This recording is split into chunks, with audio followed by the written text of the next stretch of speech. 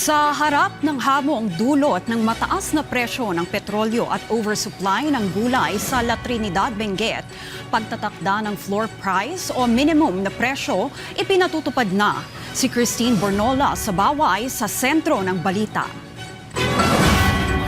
Pangunahing hinaing ng mga magsasaka sa Benguet ang oversupply ng gulay kaya may mga hindi na ibebenta. Dahil pa rin ito sa epekto ng mataas na presyo ng produktong petrolyo. At para pansamantalang makabawi ang mga magsasaka, traders at trackers, nagtakda ang mga stakeholder ng floor price o minimum na presyo ng gulay sa mga trading area sa La Trinidad, Benguet.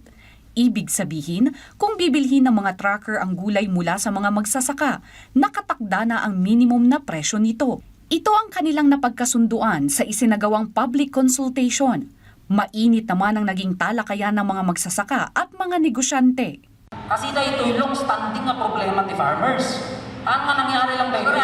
Sige, cut off lang. I understand, ma'am. Imbagang tatay, nga na ito ay private in nature. At dengdengagak, inod ko na ita. Tinbagang tatay, irugita yon ta adalan magti-gobyerno, isungarot nga na-invite ta, no kas ano naman nga i-back up na ito. No, of course, kitang tayo pa ino, work winohan. Ngunit kalaunan, nagkaisa rin sila ng desisyon. Ayon kay Rex, isang disposer at magsasaka, malaking tulong ang napagkasunduang floor price dahil kahit kakaunti ang kita, maibabalik naman ang kanilang puhunan. At least may maibabalik, mga tabla siguro ma'am, pero okay na yan para kayanin din ng mga buyers sa Manila ma'am. Anyway, this is only the minimum price ma'am.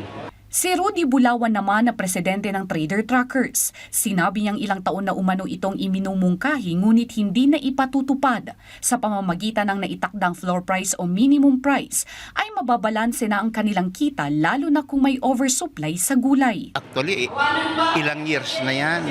Kaya lang hindi nagmamaterialize. Totoo niyan, yan talaga ang dapat sana na ginawa noon pa. Kasi kahit anong kwenta ang gawin ng mga farmers natin ay talagang lugi sila. Lalo ngayon na napakataas ng diesel, pamasahe lang papunta rito sa trading post kulang na ibayad yung binta nila ng gulay nila. Paano pa maibabalik yung puhunan nila? Paano pa sila makakapagtanim uli? Ang dry run ng minimum price ay magsisimula ngayong linggo. Sa kasunduan, ang minimum na presyo ng cabbage ay dapat naglalaro lamang sa 15 to 20 pesos kada kilo. Chinese cabbage na 15 to 20 pesos kada kilo. Patatas na 45 hanggang 50 pesos per kilo. Carrots na 35 to 40 pesos. Sayote na 15 pesos. Radish na 20 pesos. Broccoli na 20 to 50 pesos. At lettuce na 40 to 50 pesos.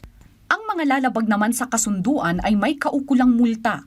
Ang first offense ay 5,000 pesos, second offense 10,000 pesos at third offense na 15,000 pesos at pagka-revoke ng kanilang business permit. Pag-aaralan naman ng Department of Agriculture Cordillera ang magiging resulta ng naturang kasunduan. Christine Bornola sa Baway para sa Pambansang TV sa Bagong Pilipinas.